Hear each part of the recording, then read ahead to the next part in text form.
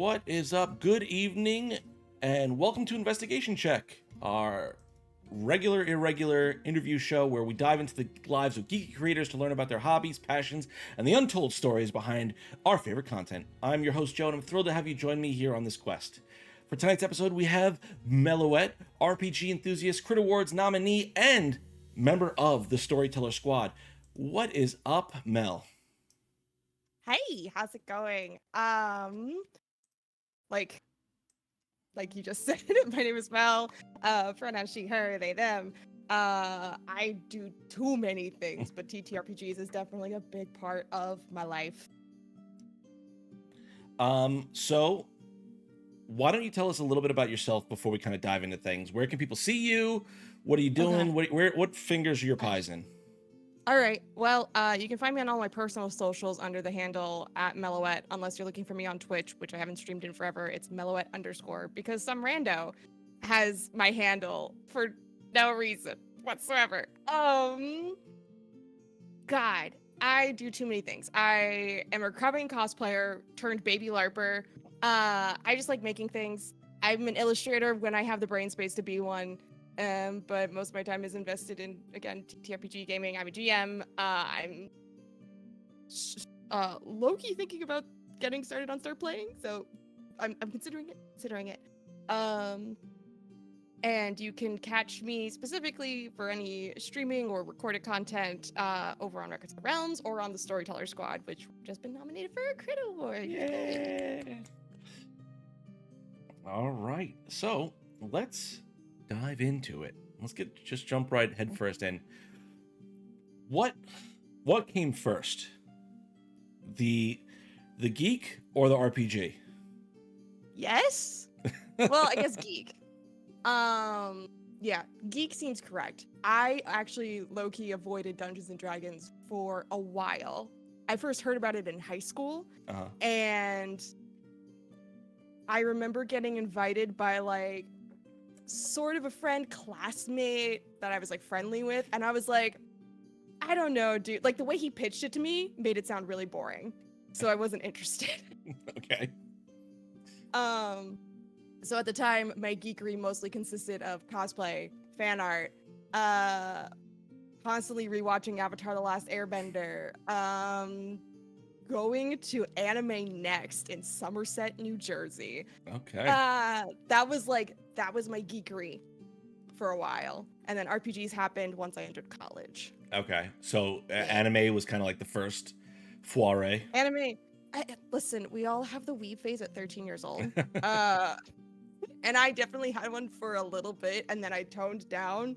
And then I remember, like, I was dating some guy, and he was like, "Oh, you should come to Anime Next," and I was like, "Okay." I get an excuse to spend 3 days in a row with my boyfriend. Like, sure, why Oh, not? no. You know? Oh, I get to dress up as cute characters. Sign me the fuck up. You know? I made a lot of great friends at that convention specifically. Some that I'm still friends with to this day, actually. That's awesome. How long ago was your first anime convention? Do you remember?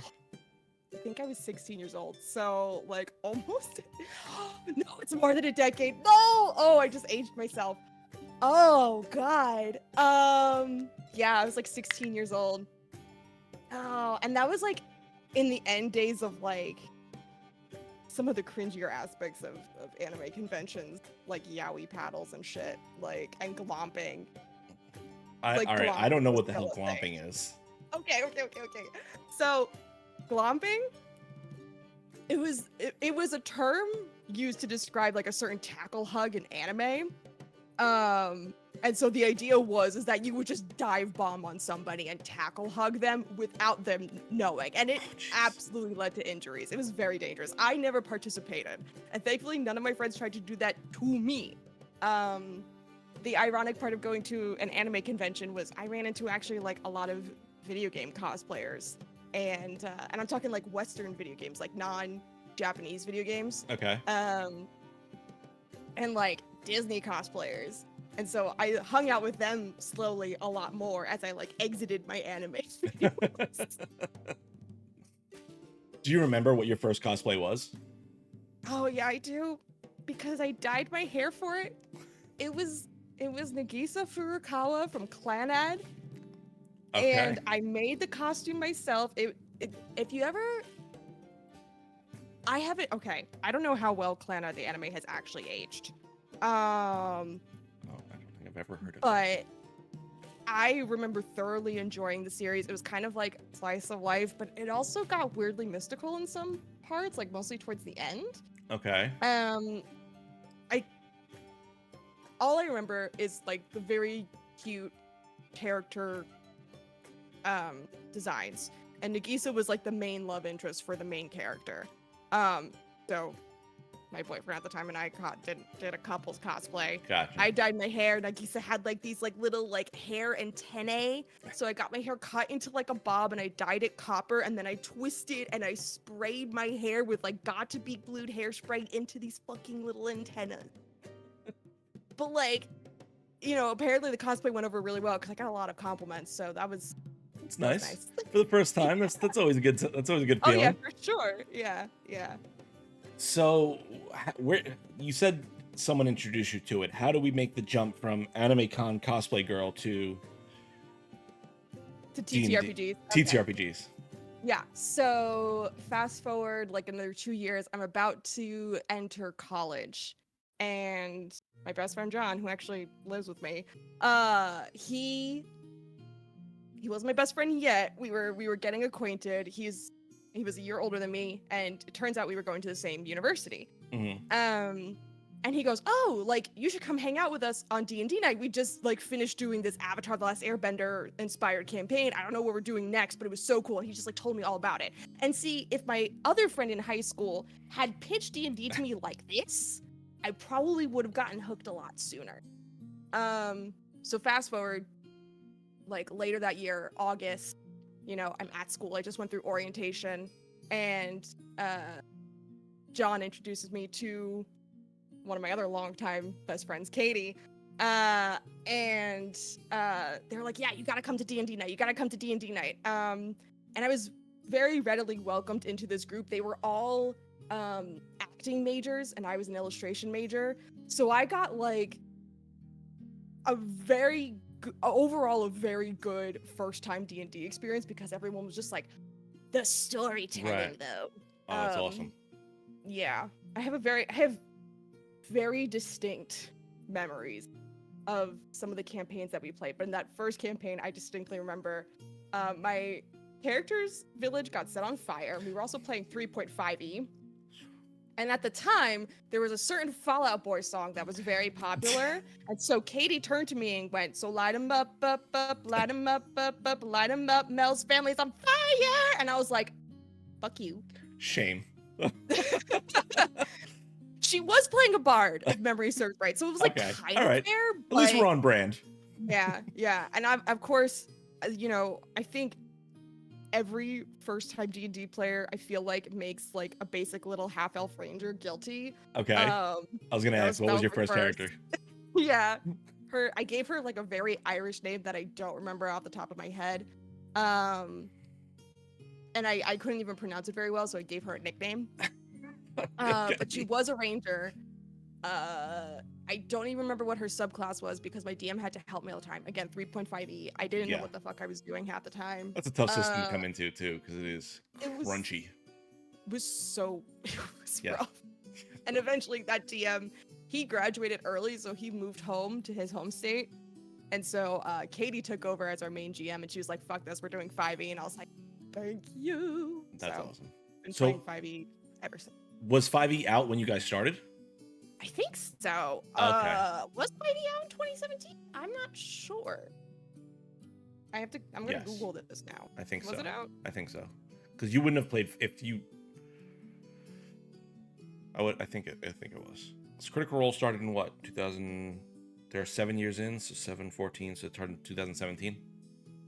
Yeah. Okay, that sounds about right. I do math good. Oh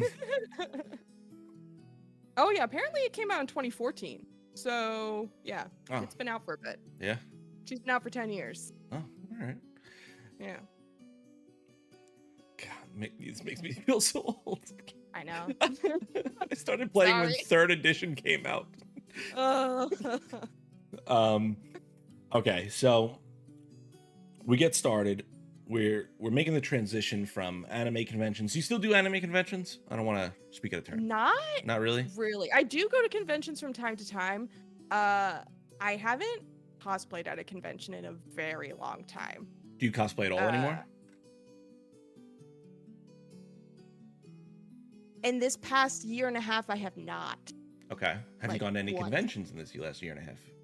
Absolutely have gone to conventions. Okay. I've gone to a lot more though, like gaming conventions Gotcha. or like just like more generic conventions where I don't feel the urge to cosplay. The last time I cosplayed at a convention, because we had that like 3-ish year time. when Something people weren't happened. meeting in Like there was a time person. warp. I don't know what happened. Yeah. The last time I cosplayed in person that I can. No, wait. I did cosplay at PAX Unplugged like 2 years ago. Okay. The last time I remember before that was at C2E2 in 2020.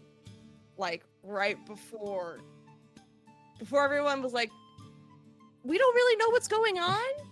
And then 3 weeks later, everyone was like, hey, we know what's going on. Okay. We have a solid idea what's going on now. We are locked in now, and we are locked down. But yeah, no, I actually wore the same cosplay again at PAX Unplugged. What was it? Not this past year, the year before. It's Downs Closet Vex. So if you ever Okay. listen to that Oh, one that's shot, a that's a extensive outfit. yeah. It was a fun outfit for me though. Like I did that cosplay originally because I was so I was engaged for about 2 years at the time. Okay. 2 years, a year and a half. And my then fiance turned to me and was like, okay, I'm like ready to start wedding planning. And so I got really excited. I'd always wanted to cosplay Downs Closet Vex. So I was like, okay, I'm gonna like channel some of my wedding excitement through doing this cosplay. Nice. And then the world shut down and I had to wait like another 3 years to get married. If people want to see pictures Or of at that least cosplay, have where the can they see it? party. Do I wonder if I still have pictures of it. I never got formal photos of it done. Okay. But I think I have like a photo or two on my Instagram. And they are old photos. Okay. I'm not gonna lie to you. They are old. And since then, I went from having one tattoo to having like one giant one on my arm. Nice. It looks a little different. Yeah, it's like way back. But you're gonna put it on there's your also- story so everyone can see, right? Yeah, totally. I'm just See? gonna. I got you guys. Yeah, I'm just gonna drop it on the stories. And actually, there's a photo op of me with the Crit Roll cast, and Laura Bailey called me pretty, and I will never recover. I shit you not. So, do you She's always- want to continue to do cosplaying? Is that like something you still feel passionate about, or are you kind of like moving away from it? I still feel pretty passionate about it. It's like a time commitment thing, and then I've also started getting into. So, when the world shut down and none of us had anything better to do, what I saw a lot of on like TikTok was people doing original character cosplay, and I was like, "Oh, so this is like virtual LARPing." Yeah. I'm so into this. Like, I'm like, I can make a D&D character without the character sheet, and I could just like dress up as them. Sign me the fuck up. So I did a lot of that for a while, which was just like me compiling nonsense from my closet to make various characters. And even that's kind of fallen to the wayside a bit because of moving, because of wedding, because of like, I have a goddaughter now, so I go visit her from time to time. I'm a busy lady, and cosplay is a lot of effort. Yeah. If you like straight up, y'all, if you ever see a cosplayer in public, I don't care what you think the quality of their costume is, that shit takes effort. So be nice, be respectful, don't make any weird comments. Swear to God. Like, don't be like, oh, why didn't you cover your tattoos? Let's not accurate to the character. Shut up. They're just enjoying the character. I do what I want. I do what I want. It's a hobby. Okay? Get one. Surprise, surprise. No one's paying me to dress up like this today. No, I paid to do this. Like, Wild. are you gonna pay me? Are you gonna pay me to hire a makeup artist to thoroughly cover my tattoo? No? Then shush. Sorry, I get maybe just a little bit heated about unwarranted comment. So, I'm sorry. you said you made original OC characters for your online persona. Mhm. Tell us about that. Who was it? What was their backstory? Give us the deets. Oh god. Okay, so the first one I distinctly remember was because there was Buy Pirate TikTok. That apparently there's been like pirate character waves on TikTok for a while because I had a friend who was on the platform well before I was. And I believe their handle might now be TTRPG Gay, but at the time their handle was Nice One James. They have a D&D stream called Starlight Tales. I try to tune in when I can because it's freaking good, but I just always have the time. Yeah. And James started this tag that was called Dark Star Pirates. And Okay. it just like it stemmed from this Buy Pirate TikTok trend and then just exploded into one of these like cosplay original character tags. And where people would duet each other's videos when duetting was like actually a useful function, and they would like create story plots and storylines to like post publicly and share with everybody. And it was just so fun. So my first character, I used to have much longer hair at the time. Her name was Andy. She was like a medic on one of the ships in the fleet. And her weird little quirk was that she reads tea leaves. She's like weirdly superstitious for like a woman of science. Mm-hmm. And yeah, I look back on her pretty fondly. I have since recently converted her into a 7th Sea character to try to give her new life. Okay. Yeah. So we go from the cons to cosplays and OCs and these kind of like digital LARPs. And we did some in-person RPGs. How do we come into this online space that is what it is now?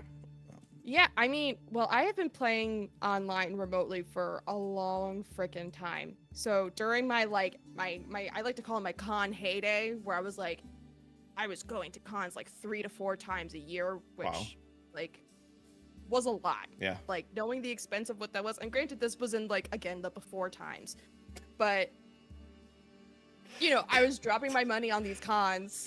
I'm sorry, we need to refer to it as forever now as the before times. Before time. Listen, we went through this period of mass trauma. I don't know how else to refer to it, right? Like a Mad Max, the before times. I really don't. But you know, and this is like 2017 to like early 2020, right? The con prices aren't quite terrible, but they are going up. I budgeted really well. I worked 2 jobs at the time. Like I was like, I'm golden, you know? And I met one of my longtime DMs through the con circuit because he was a cosplay photographer. You know him, Vander. I'm familiar with this gentleman. yeah. He was one of very few cosplay photographers that I worked with, and specifically a male cosplay photographer. Because I've heard horror stories from people. I was always wary, but I met him through a friend of a friend.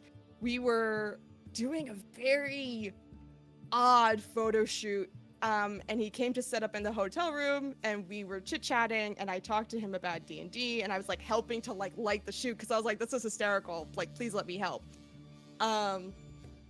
And you know, he's like, oh yeah, I'm thinking of like doing a D&D campaign sometime. I want to start with one-shots first though. I want to pace myself. He lied. It was not a one. But we've been friends ever since, and so he's been my longtime DM. And then at some point, originally, I know for Records of the Realms, he wanted to record and produce a podcast, and I was like, hey man, it doesn't seem like you really have the full bandwidth for producing a podcast. That's a lot of work. That's a lot of editing work and like scoring if you want it, you know, and you don't have the funds to like pay somebody to do it for you. It's going to eat up a lot of your free time. What about streaming? So I told him, I was like, you should try streaming your games. He's like, yeah, okay. So then we started streaming the games. It was that quick. Wow. I don't even think it was like from a content creator perspective. It like half was, half wasn't. Right. It's like, hey, you can like save the bots and like Right. later, you know. It was partially practicality, partially like, why not? Mm-hmm. So, yeah. So we go. So so basically you and Vander started Records of the Realm together. Like, what was that process like for you two? So Vinny has always Vinny was the original owner of Records of the Realms. And then I played in the very first campaign. Okay. And it's all recorded in very bad quality audio, and it's on a drive somewhere. We were the Earth Arc. So we've all kind of been with him since the beginning. I would say I'm a quote unquote founding member. But I wouldn't say I'm like a co-owner or anything like that. I mean, he might feel differently, but it was always his project, his baby, and then I just throw suggestions at him every now and again. He's like, "Oh yeah, I want to do that." I'm like, "Okay, cool, enjoy." Like, let me know if I can help. So yeah. So how do we transition from that, like your fledgling kind of like into the online TTRPG space to where you are now, like with being Storyteller Squad and being a Crit Awards nominee? Like, what is that process like for you? So in terms of the Storyteller Squad, Natalie is also one of the early players of Records of the Realms. Natalie, who is keeper of Storyteller Squad, and producer and GM. She was in the Fire arc, which was also, I believe, recorded and stashed away on a drive somewhere in the very, very early days before streaming took off. And that's how we met. Okay. And at some point, I started hearing about her podcast. I think I want to say like 2021, 2022, I want to say. Somewhere around that area. And I started listening. I wasn't an original cast member of the Storyteller Squad. I was just a supportive friend who started binging the show, and I would DM her periodically and be like, "Oh my god, this is great. Oh my god, I can't believe they did that. Oh my god, oh my god, oh my god." Sending her like all of my like ridiculous like, "Oh, I ship so and so and so and so," and like all this stupid shit. You know, and at some point she's like, "Hey, you should like join our Discord server and hang out." And then it was like, I ran Glitter Hearts for Natalie, Vander, and a couple other people on the Records of the Realm server, some OG folks. And it was the first time I ran it on stream. And Natalie was like, "Hey, I would love for you to run a Glitter Hearts one shot for my cast on Storyteller Squad." And I said, "Dope, let me know when you want me to do that." She's like, "Cool, I think I want to do it like once we're officially like between seasons or something like that." It was supposed to be during a like break period. And I was like, "Dope, okay." And meanwhile, I keep listening to the show. I'm now interacting with like other listeners of the show. Just like throwing all the love as I continue to catch up, and eventually I caught up because I've never not had a long commute in my life, so I'm just constantly listening to podcasts. Yep. And then at some point, Natalie goes, "Hey, so actually, I would really love to get one more person on the cast. Would you want to join in season 3?" And I was like, "Oh no, twist my arm." Yeah. Like you make me want to try Monster of the Week, and now you're asking me to play Monster of the Week with you on your podcast. Like, I think you're gonna have to really sell me on that. And I was like, "No, absolutely. Like, I love this story and I adore these characters, and I would love to bring my own brand of chaos to it. Like, sign me up." And that is essentially how that happened. Although the plan did kind of shift slightly, and I now play 2 characters. Okay. So, so I ended up joining a little bit earlier than anticipated because of that. But yeah, it's been a wild journey. And then getting nominated for the Crit Awards, I mean, we barely knew what it was the first year, and then like as it's grown, when we got like a lot of other people, it's like, hey, if you'd love to nominate us, great. If not, no pressure. Right. Like, it's rad if you do, it's rad if you don't. Like, it just seems cool. Like, we like this award and we like these people. And then some very lovely folks nominated us, which was very, very sweet. And it's also very heartwarming to see, like, some of our friends get nominated. Yeah. Was it worth it, Mel? Absolutely, it was worth it. You hush, you. That is my GM, Natalie.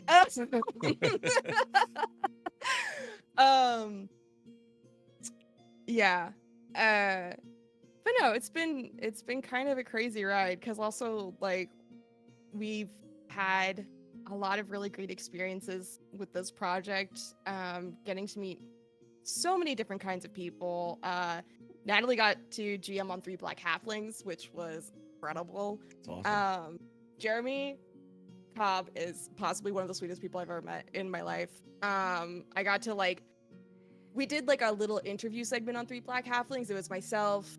I believe it was all of us, sans one castmate, Emery, because he was abroad, so he couldn't, like, tune into the call.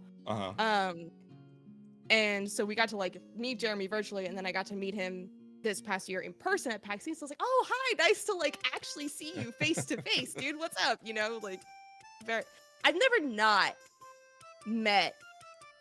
an unpleasant person in this space so far. Well, you haven't I'm met gonna put me, the so little asterisk up, so don't worry. Shush. You're fine. Oh, don't worry. I'll I'll ruin that for you. Oh, those are fireworks. I thought that was the first. Yeah, Sorry. fireworks going on out by me too. Crazy. They need to calm down. I couldn't wait one day. Come on, guys. Yeah, give me like 12 more hours, and then this is acceptable.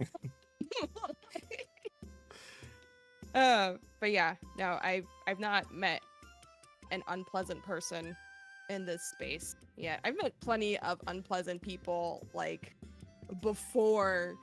In the before times. I get it. Yeah, in the before times, and before pursuing, like, actual content. Yeah. But yeah, it's been a fun ride. I will say, like, it is so, because you've been, I'm sure you yourself, you've been to so many tables where, like, it's just something weird, like, the vibes don't mesh. It's not even just the vibes don't meshing. I've had a dude straight up be, like, creepy to me. Yes. Like, those on streams seem like so far and few between. I feel like that's partially because a lot of people do, at least from my perspective, they do, like, a lot of vetting. They'll either, like, they'll either, like, kind of stalk your socials a little bit to see, like, oh, who else have you worked with that I might know? They might ask around, like, hey, do you know this person? Like, are they chill? Like, people talk. Yeah. It's a very social space. Yeah. Very, very, very social space, full of a lot of recovering theater kids and reject theater kids and and a lot of just storytelling loving people, but who love especially the collaborative aspect of it. And if you're going to collaborate together like that, you have to feel safe with people. Yeah. To role play is to play be well vulnerable. in the sandbox. Yeah. So, especially for me, I like to get emotional on main, so, like, I'm vulnerable 80% of the time. Yeah.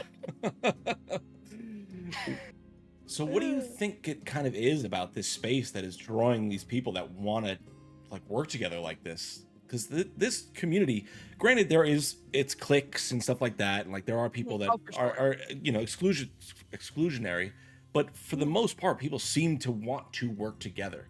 What do you think it is about this space that kind of draws these people in together? I've seen someone make the comparison that this space is basically community theater, but, like, in the good way, not in the bad way. Because there's the bad way of, but it's community theater in terms of, like, well, let me back up. So, you know how bigger media outlets, or when people get upset about a lack of representation in bigger media, people are like, well, why don't you just make it yourself? This is us making it ourselves. Especially if you're queer, or if you're black or you're brown, or if you're disabled. Like, and you want to see yourself represented in a show, Yeah. anybody can pick up a camera and a decent quality microphone and get together and either record or stream something and have the potential to make something really beautiful. And it's the starting cost of that is pretty low versus trying to produce a web series or a serialized show. So it's this very small, very indie, very accessible way to create and share stories. And I think that's why people just gravitate towards each other and are, you wanted to do some storytelling with me? I would love to do some storytelling with you. Let's do this. Let's talk. Like, what's the vibe, you know? Yeah. That's awesome. That's great. That was a great point. Like, good. That was awesome.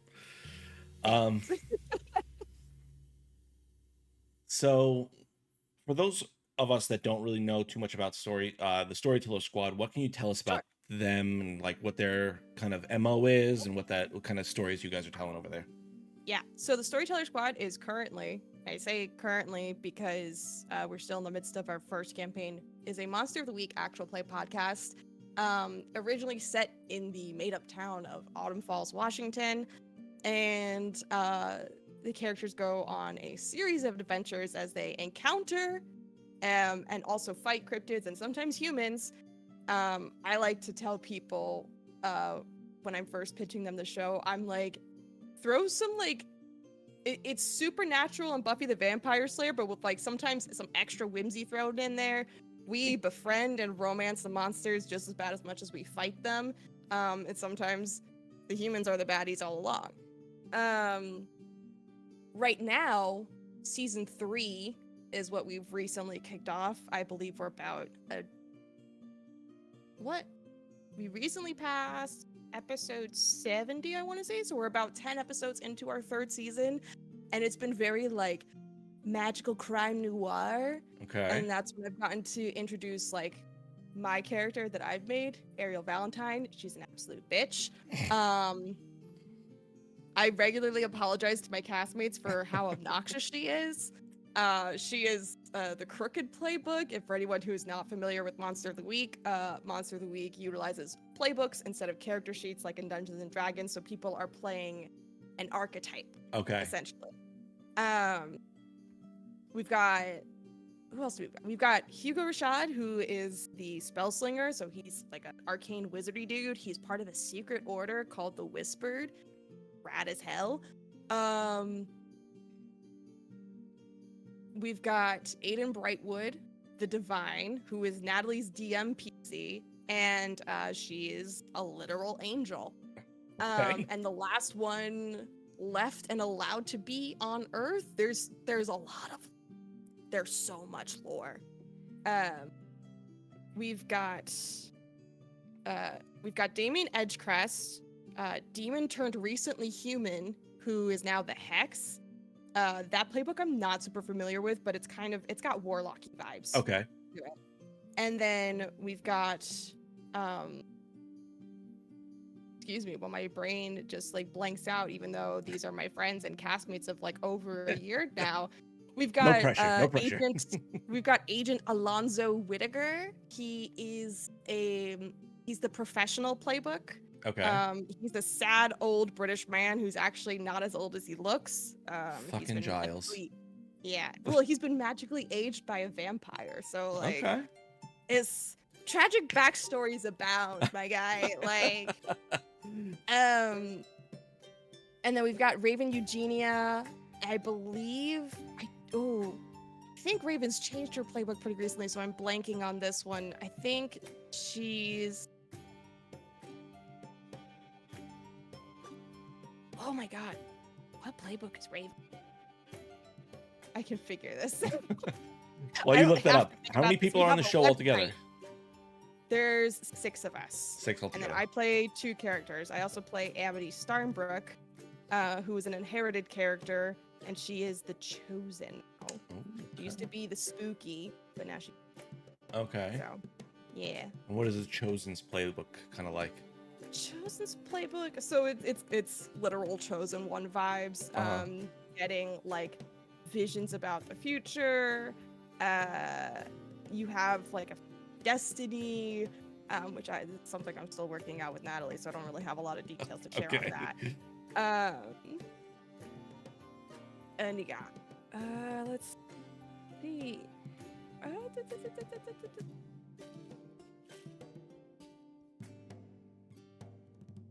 Oh shoot it. Yeah. Oh, this is gonna bother me now. I'm gonna message Brittany later and be like, "Hey, what playbook is Raven?" She's gonna be like, "How do you not know?" And I'm gonna be like, "I'm sorry." But yeah, currently we have this very interesting dynamic with the entire squad where Aiden, I almost said their ship name. Aiden and Raven are dating, and I keep almost accidentally saying Raiden. Raven, Aiden, Whitaker, and Damien are all agents of what used to be Secret Paranormal Investigation Service, is now public, called the Eastie Agency.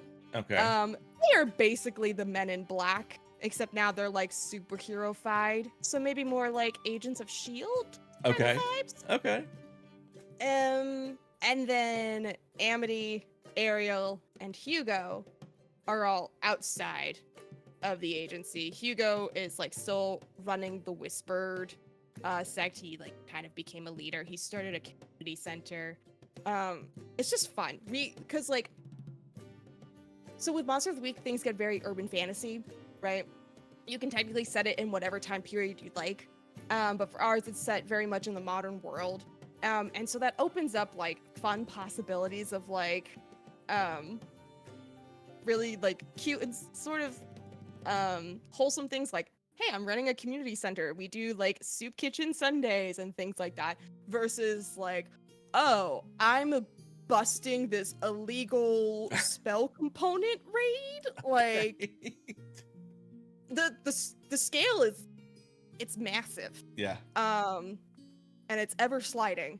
Natalie does a very good job of balancing like more wholesome everyday things with hard crime dramas. Explosions. Yeah, explosions of drama and both of which my characters are bearing the brunt of. Not to say that she isn't, but it's been rough. Especially for poor Ariel Valentine. But yeah. So, how does Storyteller Squad work? Do you guys do Twitch? You guys do exclusively podcasts? I know you're up for Legacy Podcasts, so that's why I'm asking. Oh yeah, we are up for Legacy Podcasts. Yeah. So the show's been going on. I think it premiered in early 2021, from what I remember. Okay. Or maybe it was, early 2021. And the way it works is that we typically record. We'll record usually on like Thursday nights, and we try to like batch record our episodes so that Natalie has a nice little backlog to edit through. We do have a Twitch page set up with plans to do streamed content, but it is low on the to-do list because there's so much else that we're doing. Like we ran our first ever merch booth at PAX East this past year. Okay. Yeah, and I think I can say this. Natalie might yell at me later. She doesn't care. We're tabling at PAX West later this year as well, which we just got everything confirmed, so I'm allowed to. And I think we're gonna try to table at a couple more cons, but like we like the PAX circuit. The PAX people are very nice to us. Okay. And also we are a small team of people. We can only do so much in a year. All of us do still have day jobs that we're balancing while we do this. Yeah. So, we have to make concessions with our schedules. But that's been a very fun and very rewarding project is to do like the merch booth, because we made like a bunch of cryptid theme merch. I have a shit ton of the stickers on my water bottle here. They all say like, let's have an adventure on them. Nice. So these are like Fresno Nightcrawlers. This one's the Jackalope. This one's like a generic lake monster, but it's supposed to be like for Nessie. Yeah. Generic lake And monster. these are all, well, I say generic lake monster because there's actually the thing that I've learned getting into Monster of the Week and doing a lot of like cryptid research. There's some interesting overlapping Yeah. between cultures and the cryptids that they share. It's almost like they when could be actual real stories. Yeah. I'm not but saying, I'm just saying. There's the Chesapeake Bay monster, right? Yeah. That sounds very similar to the Loch Ness monster. And then there's other lake monsters elsewhere. Apparently the Snallygaster and the Jersey Devil are allegedly the same. There's just fun little things everywhere where it kind of overlaps. And I find that fascinating. So I do say generic lake monster because big monsters that are like plesiosaurus shaped. But all the stickers that we've done, they're all like cryptids that we've encountered in our story. Like these are our take on the Fresno Nightcrawlers. They're like super adorable and cute. We even incorporated them onto like our big booth banner. If you go on the Instagram, you should see I made so many posts of us at PAX for the Instagram, and mostly just about the booth, because we were just so excited to have it. Like, we had like little trees, we had like a very cute like illustrated background that kind of looks like our album artwork, but it's like full of cryptids. We had candles from the Crafty Gamer, and they smelled incredible, and we sold out of all of them that weekend. No I was kidding. like, I think we need to order double the candles next time. Wow, that's awesome. Yeah, people like their candles, and to be fair, they smelled really good, so I don't blame them. So this was merch for I'm getting distracted. I'm sorry. This is merch for the show that Yes. like. So what'd you guys sell? Like candles, stickers? We sold candles, we sold enamel pins, which I had one sitting on my desk before, and I don't know where he went now. We were selling a bunch of art prints, which I have sitting in front of me on my desk right now because I've been meaning to hang them up. But we have, I like to joke that these are our romanceable NPC prints. You'll see why shortly, but like this is our take on the Flatwoods Monster. This is done by Emery, who plays Whitaker, by the way. Okay. He's an incredibly talented artist. Emery KJ_art on Instagram. Phenomenal fantasy illustrator. This is our take on Mothman. In our world, she's Moth Girl. Her name's Corey Duskhart. She's a trans social media influencer, and we love her. And she's an icon. This is a forest dragon. He looks generic to everybody else, but to us, he's Jay. Again, a cryptid we've encountered in our story. He's incredible. This is our take on the Jersey Devil. This is Craig. Way more attractive than the way I portrayed it.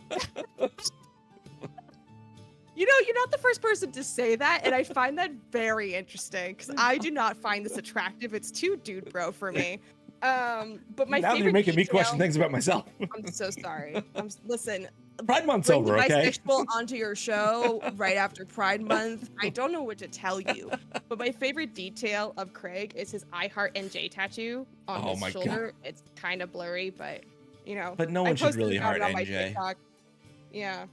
And then this one's my favorite. This one's probably the most romanceable looking in my eyes. This is our take on Bigfoot. This is like a sexified version of our Bigfoot Gary. Yeah. But like, this man is romanceable. Yeah. Like. I mean, there's a Telltale game where, Yeah. We were having Emery work on these prints, and I was like, hey, so dating sim when? I was like, Autumn Falls dating sim when? Romance is such like a core, not theme, but like it's a function. mainstay. It's a core function. Yeah, core function. Core function of our very gay little podcast. So, a dating sim only seems like the next logical step. The obvious step. Yeah. So just to circle back, because I knew we were getting pulled off track because I want to hear all about your merch. Yeah. They can only find you guys in audio form currently then? Currently audio form. We are on YouTube. We got our RSS feed synced up to YouTube. But we're mostly on like You can find us on literally any podcast platform because Uh-huh. we not sponsored, but we use Captivate FM. So they distribute Distribute it for you. all of our Okay. stuff for us everywhere, and it's so nice. And Like, it's at the it's kind of worth it. the Storyteller Squad. Yeah, if you search the Storyteller Squad, you'll find the podcast feed anywhere, and then if you search at Story Squad Cast, you'll find us on social media. Okay. And the YouTube version is audio only as well? Correct. Okay. Yeah. Okay. Just wanted to clear that up for everyone if they want to check you guys out. So If you want to see our faces, you have to go on like TikTok or Reels, and that's the only way you see us being little silly guys. oh, So- you guys have actual like video of the games with you guys playing it? Oh, none of the games, just us being silly little Okay. knuckleheads. Like in We have character talked about- versions. Got it. Yeah. We have talked about like posting some of our Zoom video recordings, but when we record, we're in comfy clothes. We're Yeah. not like made up. It's like that's not something you necessarily want to put on the internet, you know, Fair. like Fair point. maybe every once in a while as a treat. But yeah. So I know you've DM'd, played a bunch of different Mhm. systems now. Too many. Do you have a favorite? That's hard. The funny part is that I know it's not D&D 5e. I still love D&D 5e, but it's Yeah. no longer my favorite. Fair. It depends on what I want to play. Yeah. If I want to hit the magical girl vibes, give me Glitter Hearts. If I want to do pirates and swashbuckling, give me 7C. If I want just like cozy pastoral fun times, give me Wander Home. I did like a little like test of Wander Home, and I thoroughly enjoyed myself. It was very cute, although it was very hard to like let go of like the idea of combat. Okay. That was tricky for me, surprisingly. I think one thing I'm still like very stuck in my experience with TTRPGs is like combat has to The happen. combative element of it, yeah. Yeah. If I want to be like CW supernatural teen drama on main, I'll play Monster Hearts 2. Okay. So, which actually was my first game outside of D&D, and maybe it shouldn't have been. It's a very, Just tainted you it's a for very life. horny game. Like, it's a very horny game. Okay. Yeah, that was the first game that I tried after D&D. I played it for the first time at like FlameCon. It wasn't super horny at FlameCon, but then once I started playing with more people, Right. it You gets close the horny. door and now There's- it's horny There's on literally main. a mechanic called the sex move. Like, Okay. yeah. I'll show you the PDF. I was gonna say, what is the sex move? What is, It's I feel like this is something I should know. okay, so Monster Hearts 2 by Avery Adler.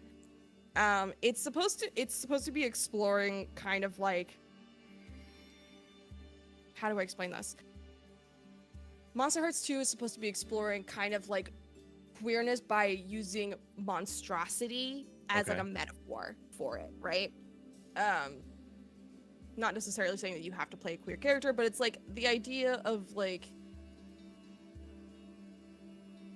your characters are usually high school, early college age, and it's that feeling of transition as you go through life, and you're like literally trying to figure out like your body and X-Men vibe, like, you know. yeah, kind of using X-Men it- vibe. Using something another but as a there's- metaphor. Yeah, but like here's what it is. Here's what it is. Take Mean Girls the movie and Uh-huh. smash it together with like Teen Wolf. Okay. Okay, so, like you can definitely have combat in Monster Hearts 2, but there's also a very heavy social aspect to it. You'll see this in a lot of Powered by the Apocalypse games, or quite a few, not every single one. But there's like a relationship mechanic called strings, where it's you can like spend a string that you gained on someone to like tempt them to do something for you, or like impose disadvantages on people. You see that mechanic get used again in Thirsty Sword Lesbians, actually. Okay. Which I also very much enjoy. That one's like genre agnostic. The only rule is that you might have swords, and you might sword fight, and you might be gay. You don't necessarily have to be a lesbian to play. But, Okay. I'm but in. that was the name of that the creator chose. Yeah, it's a good time. It's a fun time. Yeah, I almost feel like if I want to do sort of high fantasy leaning, and I don't want to do D&D, I'd probably play Thirsty Sword Lesbian. Okay.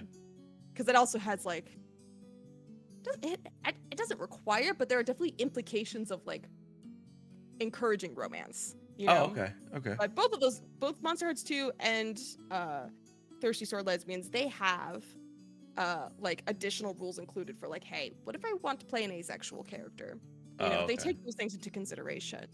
So, you know, That's play so whatever's interesting. Like, valid. what is that? Like, because I've never played any of these systems. I think Glitter Hearts was probably the most Yeah. indie system I've played at this point. I played Those some are on. all powered by the apocalypse, by the Right. way. I haven't had a lot of knowledge of Powered by the Apocalypse.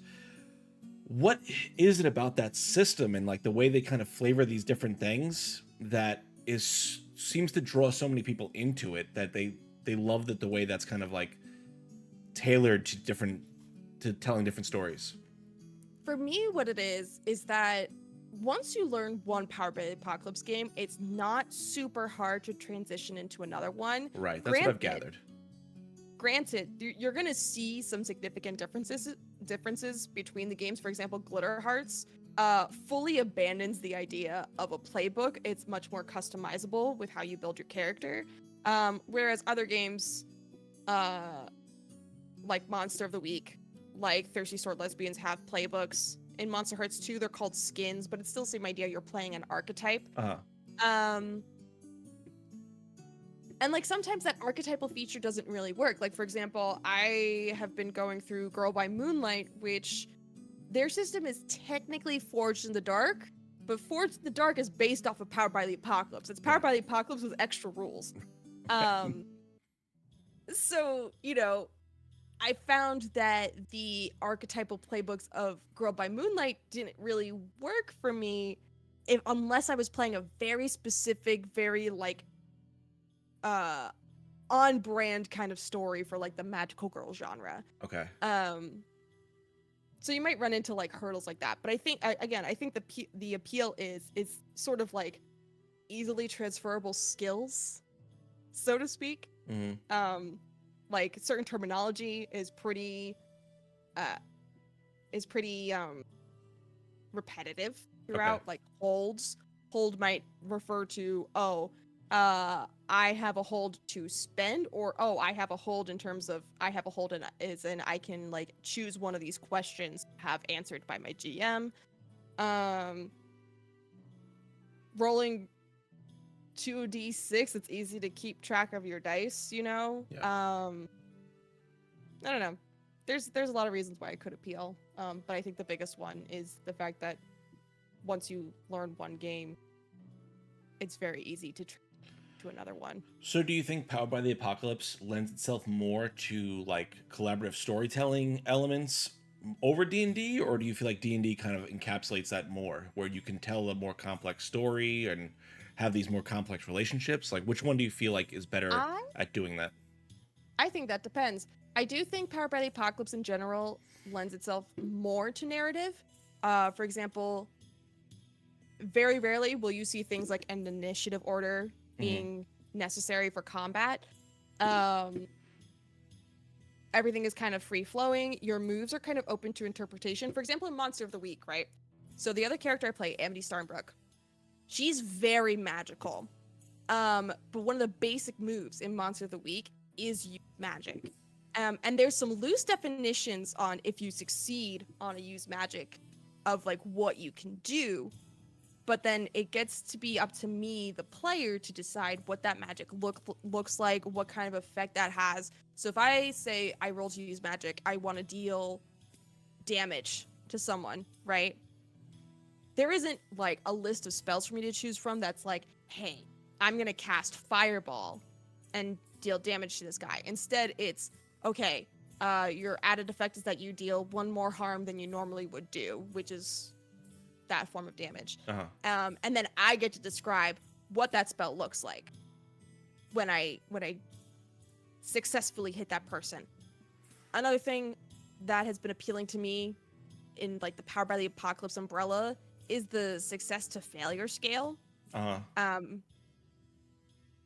10+ being like a full success, the 7 to 9 mixed success, and then the 6 being failure. There's this idea in Powered by the Apocalypse of failing forward.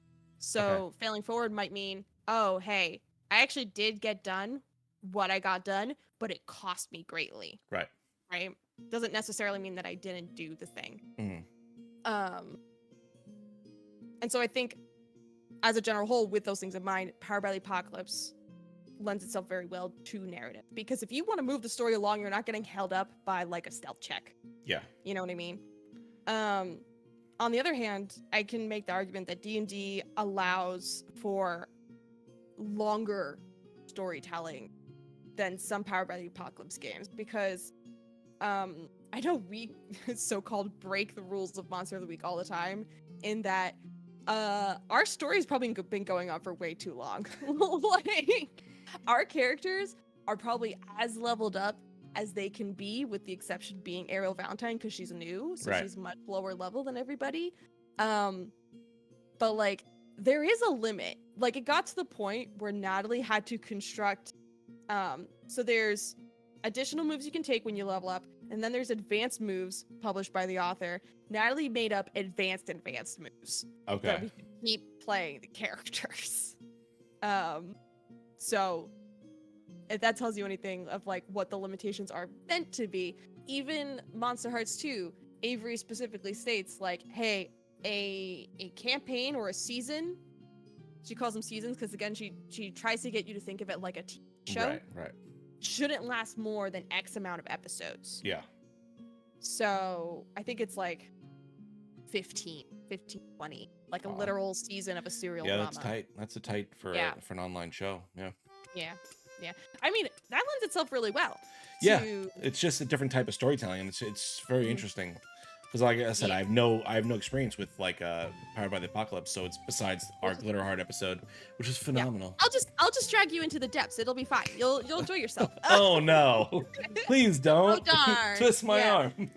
And I mean, you know, again, offshooting from that, 7th Sea lends itself very well to like overarching campaigns. It's actually very hard for me to do a 7th Sea one shot. I've found I usually have to end up doing a 2-shot because of like the way that the rolling goes, right? And things like that. But also 7th Sea being a D10 dice pool system, not powered by the Apocalypse. It's a completely different system, but it's very narrative focused, very narrative driven, and you can see that based on the way that like your advantages and certain other features on your character sheet are worded and described, because they're not as specific as features and traits and spells and right.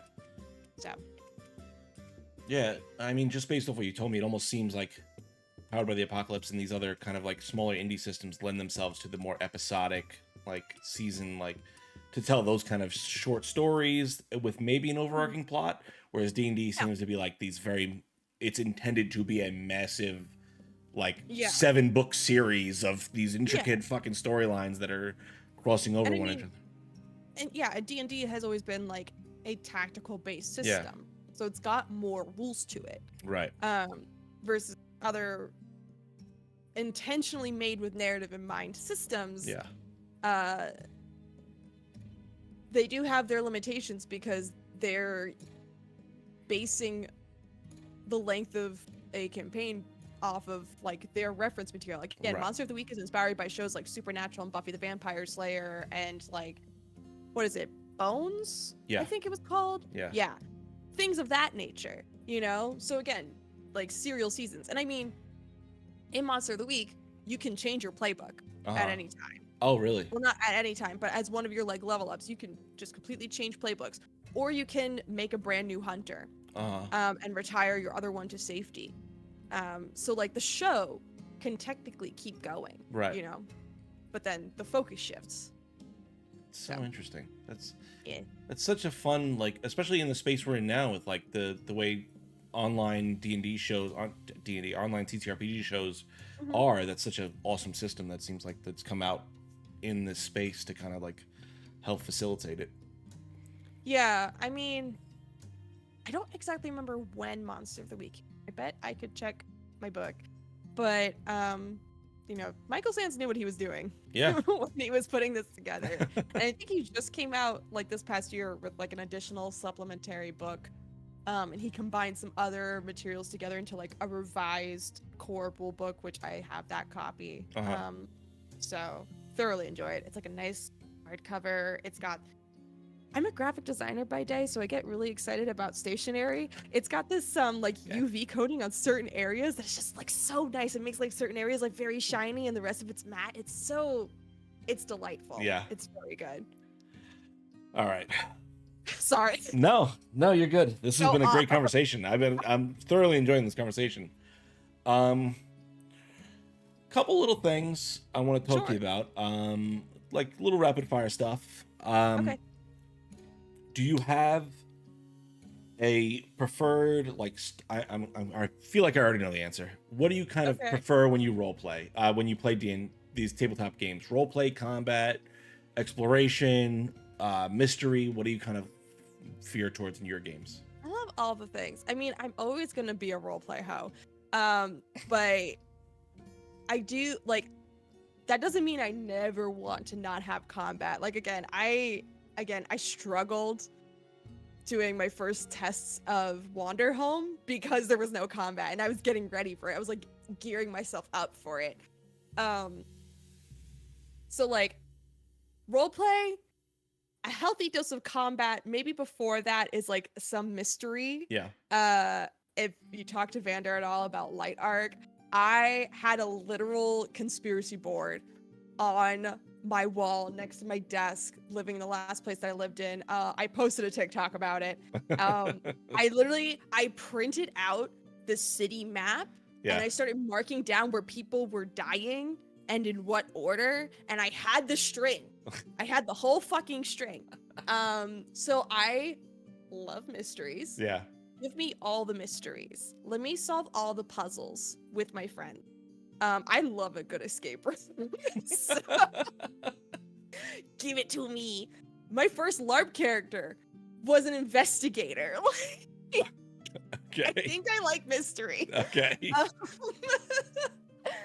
So I feel like it's like roleplay, mystery, combat, and then everything else is like, that's cool if it happens, right. But like, I won't cry over it if it doesn't. So when you make a character, what kind of process is that for you? Do you stat optimize? Ooh. Do you build the idea first and then build the stats around it? Is there a part of you that gets put into every character? What does that look like for you? It is usually idea comes first, stats and all the other choices come after. I will have a quote unquote aesthetic. I have yet to actually build a super optimized character. I would like to try it one time just to see. Like the most optimized I get is when I would follow the rulebook recommendations for this should be your 2 highest stats. My charisma is my highest on my paladin. Yeah. And like those are the only times where I so-called follow the rules. Like even in Baldur's Gate 3, I'm just vibes. I'm just straight vibing. But yeah, in terms of, I'm sorry, what was the follow-up question to that? Is there parts of you that you put into all your characters? I feel like it's very hard not to put a piece of myself into a character. And here's the thing that always ends up part of me in my characters is what I call my nosy bitchitis, where I have to know what's going on. Yeah. And it's really like specifically, I'm gonna keep talking about Ariel Valentine, my sweet lady, my sarcastic motherfucker.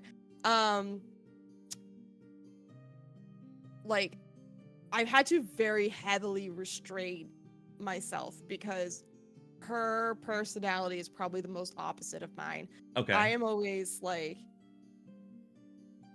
I'm a very sensitive person. I am very much like, oh my god, are you okay? Like, oh my god, can I help? Like, blah blah blah blah blah. And she's like, fuck off. Like she'll be like flirty as a defense mechanism to like turn people off and be like, oh, why are you like talking? Like, leave me alone, Like it's it's a wall. It's a wall to get other people to leave her alone. And she's smarmy and sarcastic and selfish because she's always been looking out for number one. Yeah. You know? Versus like when I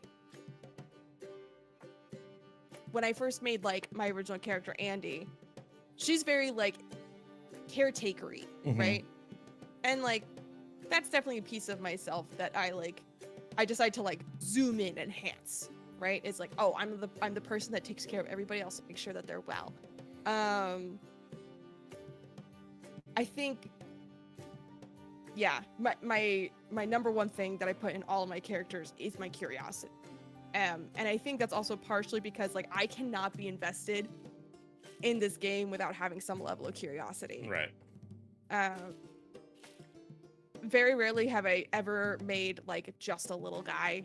Yeah. Probably my most like just a little guy is Sir Bartricia Luscious Evelina Pavloficus III or second, depending on which session I've played her in. She is a homebrew corgi race, corgi humanoid. She's a paladin from the Order of the Blep. The rules to be part of the Order of the Blep are you have to have a good heart, be the goodest boy or girl or whatever you identify as.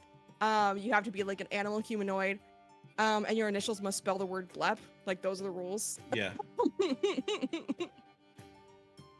And even her, she has a level of curiosity to her that is like ready for adventure. I can't not do it. All right. I think that's a good place for us to take a break real quick. So we're going to be right back because I'm really enjoying this conversation. Did I just break your brain with Sir Blep? Yeah. Sorry. I need a minute for Sir Blep. We will be right back. This has been a great conversation and I really want to keep it going. So we'll be right back.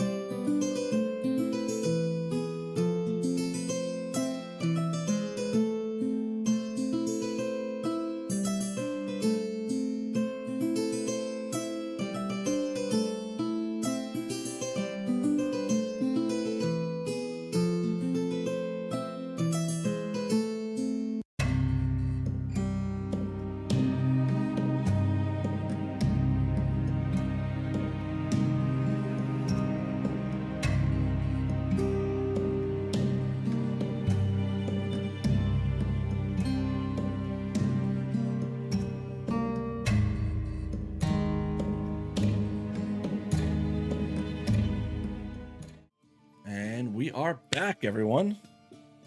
Okay.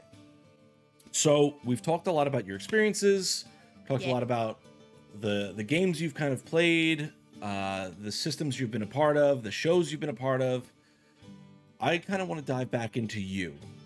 How has TTRPGs and the role-playing space and even this community kind of like affected you? Because there's a lot that comes with this being in the public eye like this, a lot of pressures and a lot of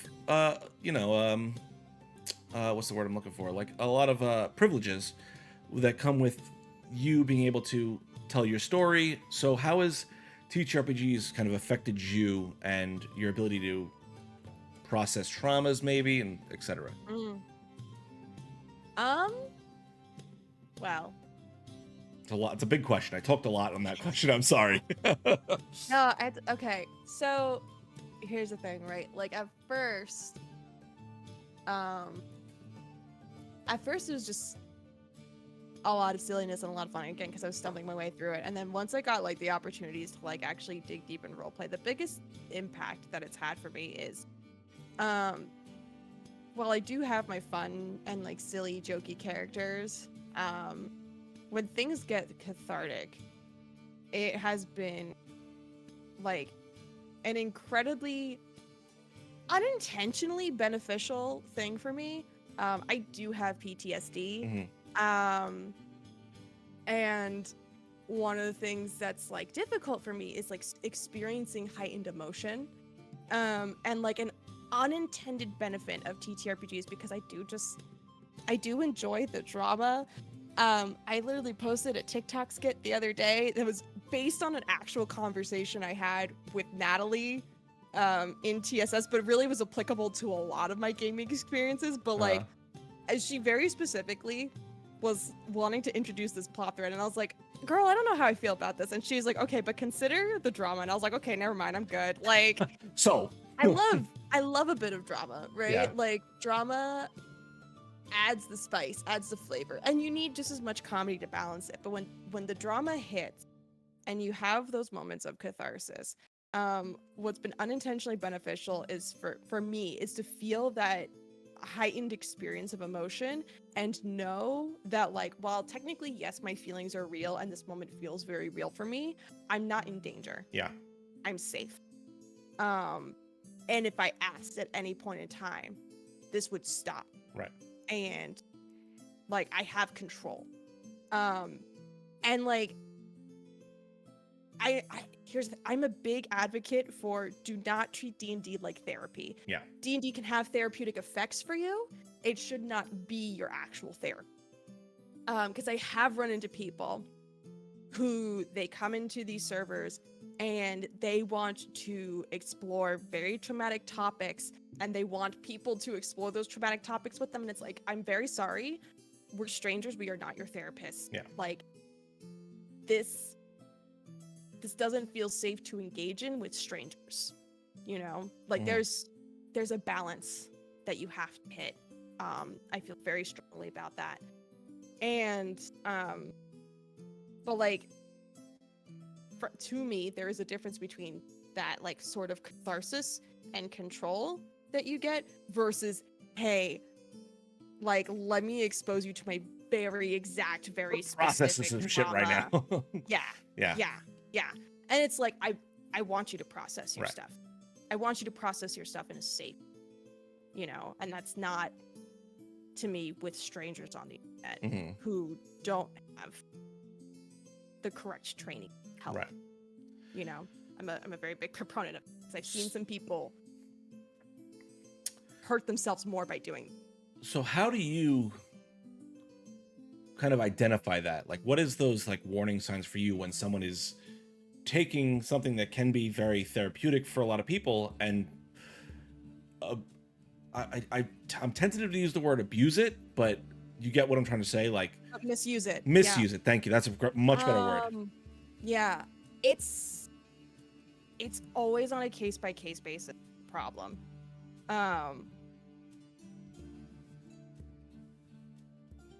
But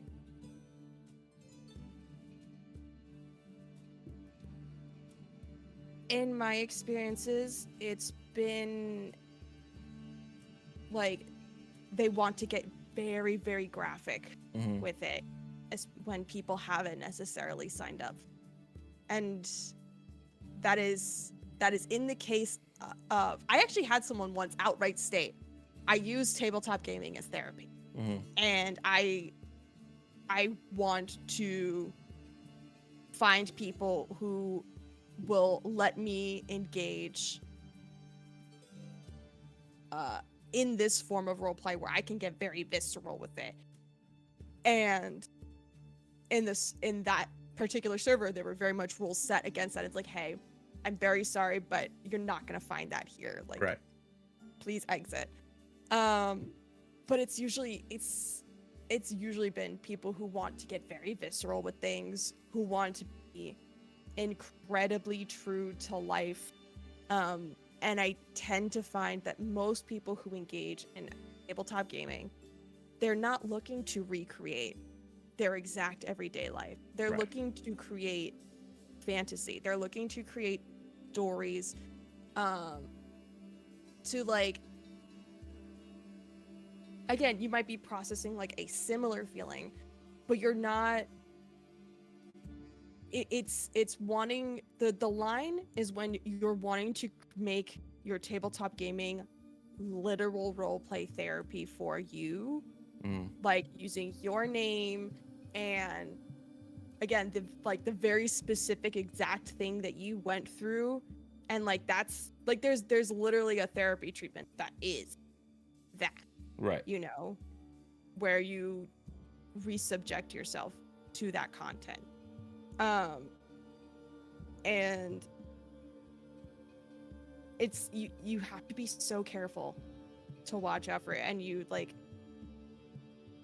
again, I strongly believe it's like strangers on the internet are not the people to help you process such serious things.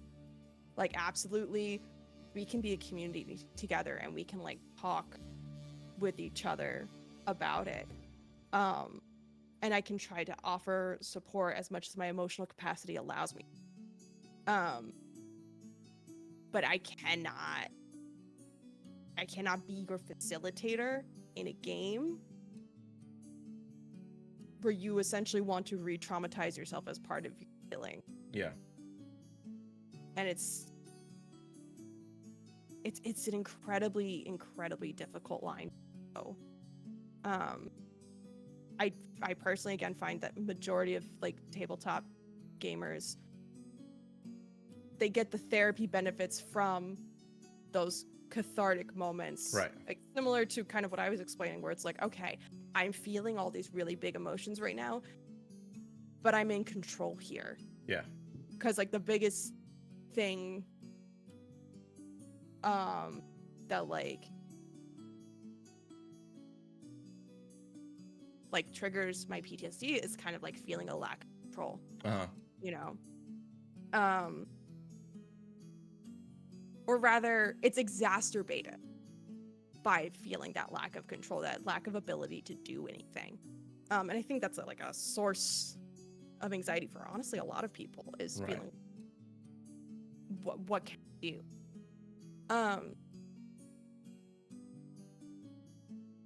And so knowing that you are in control, definitely like it creates a sort of level of separation. Things, even though you're like in the trenches. Let me ask you this: do you feel like that's the reason why so many people find tabletop games to be cathartic, is because there is that separation? There's the layer of you have this, like, I can set the framework for what this is going to look like. There is a layer of control there that people don't get in the real life. Yeah. And I think, again, it has to do with like a level of storytelling as well, right? You've sat down and like watched a movie and it made you cry. Right? Like a lot of people have had that experience, and like it's not the exact same experience that we're going through, but we connected somewhere on some human emotional level with that. And I think in this format of storytelling, you know, it's again, we're basically making our own movies without the Hollywood budget. Right. You know, we're storytelling this quote unquote old school way. You Mhm. know, we're putting on essentially little personal plays. Um, I saw someone say that like the tabletop actual play space is basically devised theater, which if you're not a theater person, devised theater is essentially improvised theater. You either pre-improvise it and like pre-improvise your script and then you practice that over and over again, or it's, hey, these are the core concepts that we're hitting, and then we're just gonna go. Yeah. You know, and that is essentially Yeah. actual play. Right.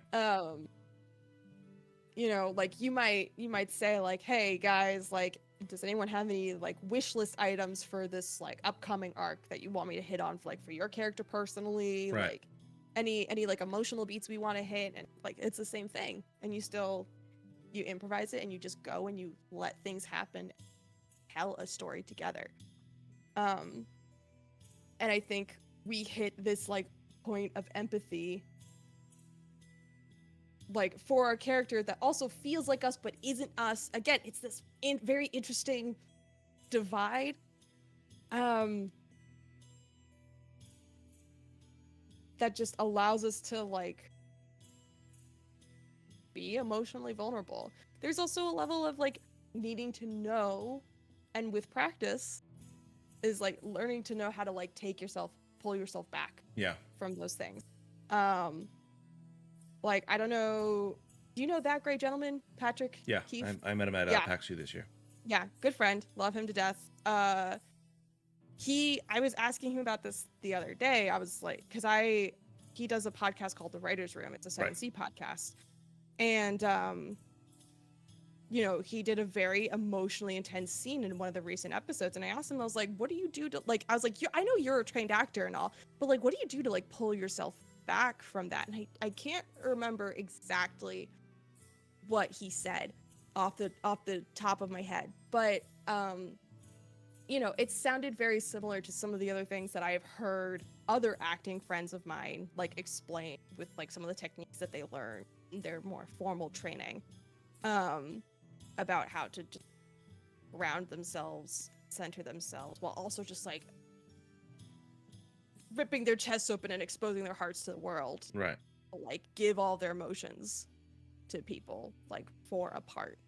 And I think, you know, the more actual play performers who are maybe not necessarily theater people, or at least like not formally trained theater people, like get exposed to this, they kind of learn some of these like self-regulation tools almost accidentally.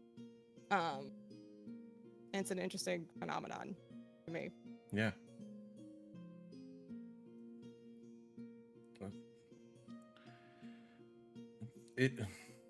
I'm almost at a loss for words. It's like it's such an interesting space that this is that really doesn't feel like a lot of other things, because like it's very unique. I don't know if you watch like tips and shit for like being in the Twitch space, right? And you see all these like gamers that are like they're all gamers, right, they're all gamers, and it's not there's no connection there that we have in this space to them, and it's just such a weird space that we're in that it's so hard to quantify like what this all means.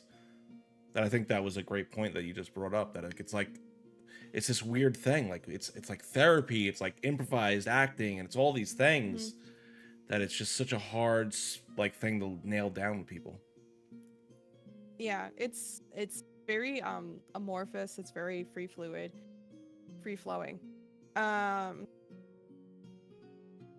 I actually used to do a lot of art streaming on my Twitch, and every tip that like the big Twitch guys had, I was like, this is very irrelevant to me. Doesn't help me like, at all. Half of your tips are about like the game that you're playing. Right. I'm like, I'm just here in my little corner doodling on my little tablet. Like, it's kind of useless to me. I'm so sorry. There's not exactly a lot of art streamers out there doling out tips. Yeah. Because there aren't a lot to give. All right.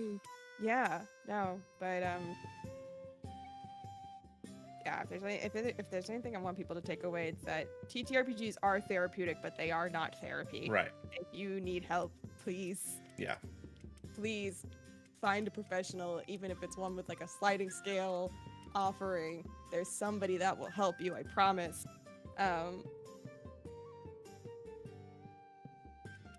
Please don't turn to strangers on the internet for your therapy. Yeah. Don't be afraid to engage in your emotions. There's a line, and it's a fine balance. Yeah.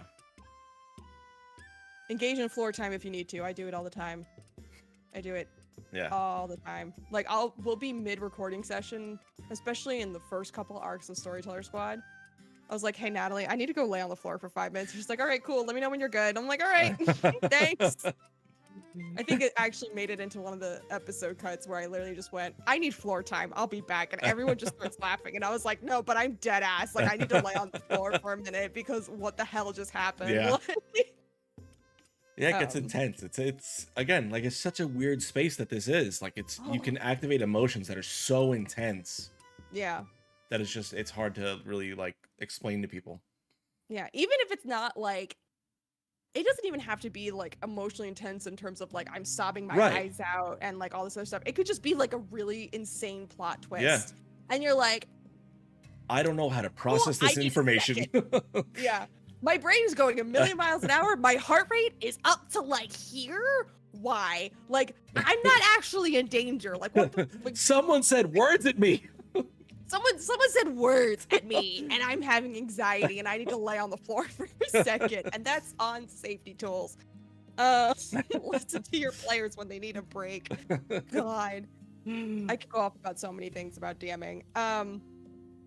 But yeah, just I don't even know. All right. I continue to be both amazed and confused. Yeah, by... it's just such a it's just a massive thing that you just try to, like, you're in the pool swimming, like, looking around, and like it's like there's a lot happening in this pool right now.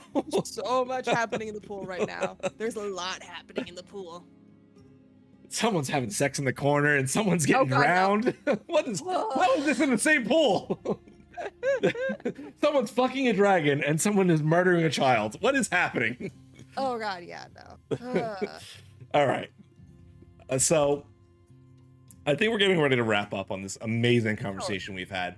I just want to ask you, this has been amazing. I want to ask you one kind of last thing before we kind of open this up to the chat. Let them ask any kind of questions they have of you. So if you have any questions for Mel, start putting them in the chat. We're going to get to them. We're going to give some time to let those come in, and then we're going to get to those. I want to know, Mel, you've been in this space now for a few years. You've told a bunch of stories through various systems. What kind of impact that you hope that you leave on this space? What is it that you kind of hope that you're going to leave behind when you finally decide to, you know, turn off the camera and stop telling stories, at least publicly? I think a lot of people might feel the same way. I want to leave a sort of feeling of hope. I want to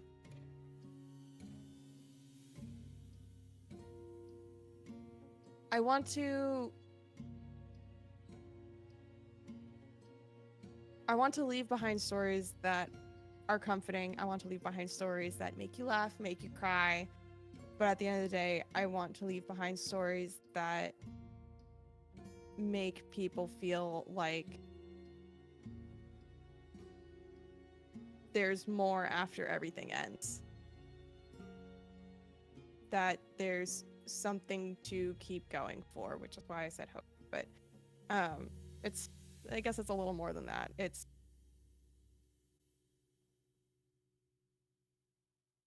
how do I put yeah, I guess hope is a good word to summarize it. But just the feeling that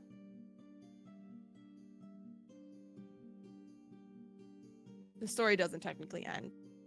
It just closes that chapter and starts a new one. That we can all close a chapter and start a new one. and leave our little pocket worlds behind better than they were before. That's phenomenal. Thank you so much. This has been truly an amazing interview. As we're getting ready to let the questions kind of come in from the chat to see if they want to ask you anything we haven't covered already. Or I said a lot of things. We did talk about a lot of different stuff. So many I wouldn't be things. surprised if there's no questions, just because we've talked about pretty much everything at this point. Yeah. We are going to switch over to our dicey questions segment. This is where we have about 20 random questions, just to touch on some random shit. So go ahead and roll me up a d20, and let's dive into some dicey questions as the chat questions come in. Pull the dice tray a little closer. That's a 14. 14. Are you a PC or a console gamer? PC gamer at this point. Okay. Why? Yeah. It's just easier. Okay. Because the thing is that these console companies, they're like constantly like, oh, here's my exclusive. Oh, here's my exclusive. And the PC's just over here like, everybody wins. I got games. I got games. So, yeah. I think the last console game I played was like Kingdom Hearts, Wow. And like I'm talking like the whole series. Like when Kingdom Hearts 3 came out, like my husband had the correct console to run it, so I played it. I don't even think I ever finished it. Is the funny part. Probably finish it, but I'm a chronic like starts every game and never finishes the game type of person. I know that life. So, yeah. What game are you currently playing? Baldur's Gate 3. Okay, how far? Is this your first playthrough? This is my solo playthrough. I actually originally started playing because my older brother really wanted to play. And he like amassed like a party and the four of us were gonna play. Okay. Like as if it was a D&D game. And I told him, I was like, hey bud, just be aware. Like every other D&D game, the BBEG is scheduling. It's gonna fall apart, I promise you. I was like, this might fall apart. So if you want to start a duo with me sometime, let's go, bro. And I was right. But he's been very busy, so we haven't started a duo. Yeah. Oh boy. All right, give me a D20, another D20. All right. That's a 4. Okay. Your favorite character in sci-fi or fantasy? Oh, that's hard. In fantasy or sci-fi? Shit. You can include anime in that. No, that doesn't help the situation. That makes it worse. There's too many options. Okay. Sorry. I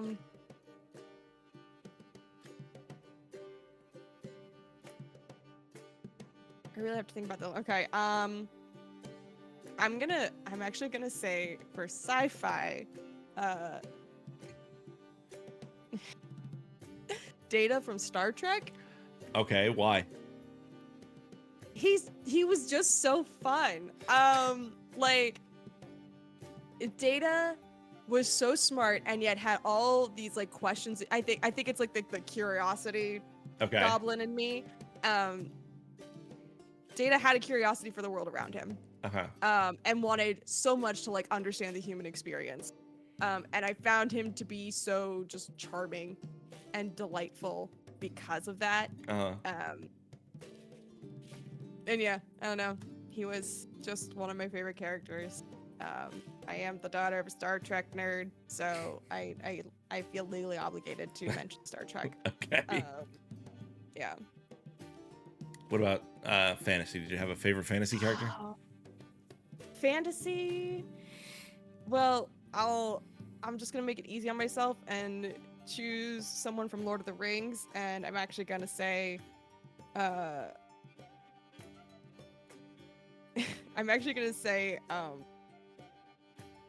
know that they're technically two separate characters, but I love Merry and Pippin from Lord of the Rings. Okay. I love them so much. I was gonna say, so if you say dumb. anyone but Sam, you're wrong.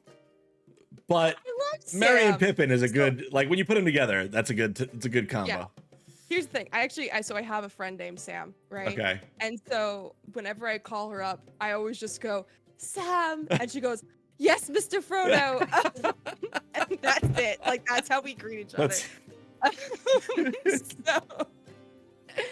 yeah. But that is phenomenal. The irony of me then later starting my LARP life by going to a Hobbit LARP is not lost on me. Okay. Yeah. So, but it is Merry and Pippin. I love those scamps. They're Yeah. they're so fun. Oh, all right. Give me another D20 roll. Ah, that's a 17. Okay. Little niche. So if you don't have an answer, that's fine. We can roll again. Your default character on Mario Kart or Super Smash Brothers?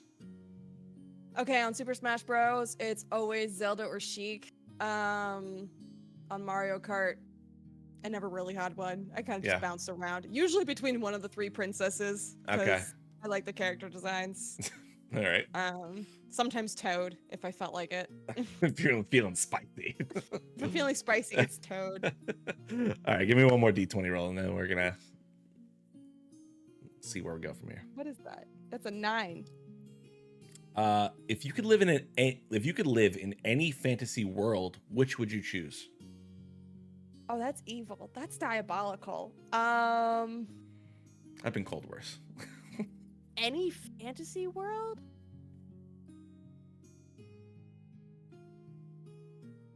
Shit, I don't even know how to answer that. I mean, Lord of the Rings feels like the easy out. Oh my god. Okay. This is gonna be a bit of a throwback for some people. I don't remember the actual name of the setting, but there was this book series that I read as a child. And the first one was called Beyond the Valley of Thorns. It was by Patrick Carman.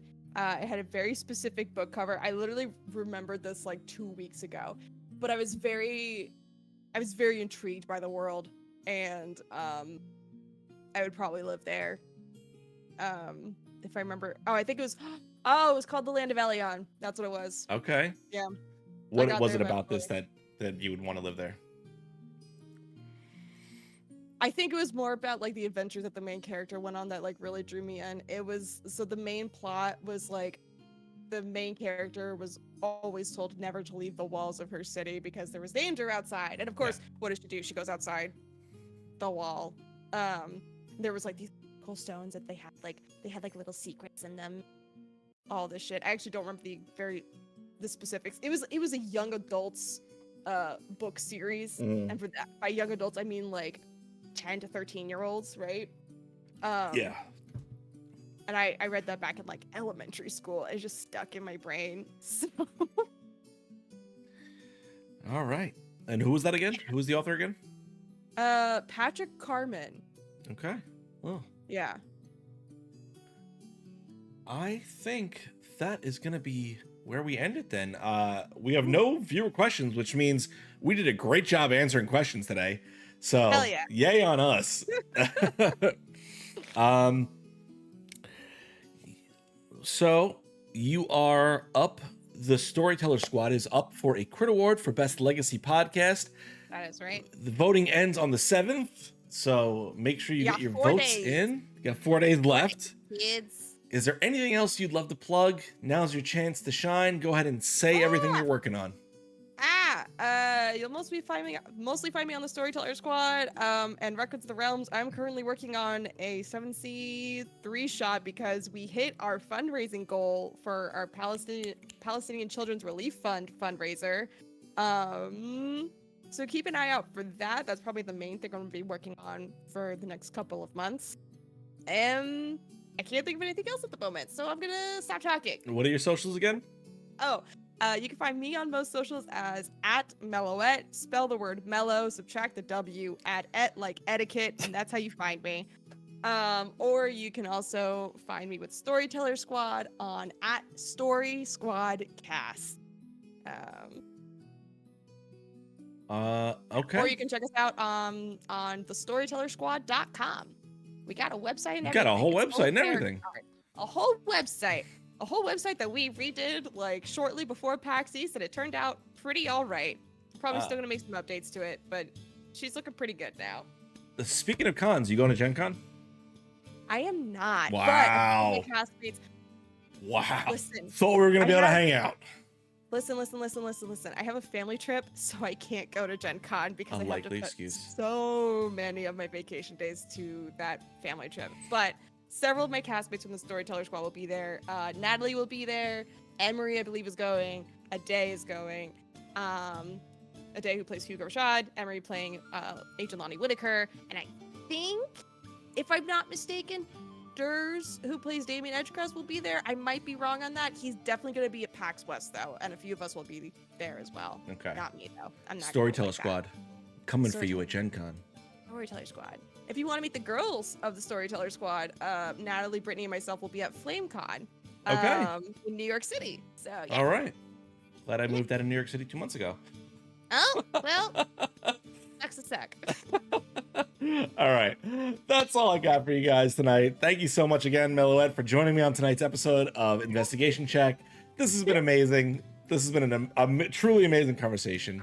I think we're off next week totally on this channel because I'm moving. I just bought a new house and I got to close and do all this shit on it. It's a nightmare. It's chaos. Yeah. I believe in you. But you can catch me Sunday on Records of the Realm for the Darkness arc, where I'll be there playing Malkith, the Grave Cleric Fire Ganassi. Yeah. Okay, we got there eventually. Okay. Yep, I can do it. I like turtles. It's gonna be. How y'all doing so far? Oh my god! So spoilers for Darkness arc. Literally, end of the episode. Some guy from my backstory showed up and just inflicted wounds his face till he went unconscious, and now I have to deal with this body. Yeah. And the rest of the party's like, what did this my character has said nothing but one-liners for 4 episodes, and now I'm knocking people unconscious randomly at a party. So yeah. If you put people in your backstory and you didn't tell Vinny not to use them, he's gonna use them. Yeah. So have fun with that. We'll see how this goes. I'm speaking from experience here. I'm sorry. All right. We love you, geeks. Good night. All right, we're clear.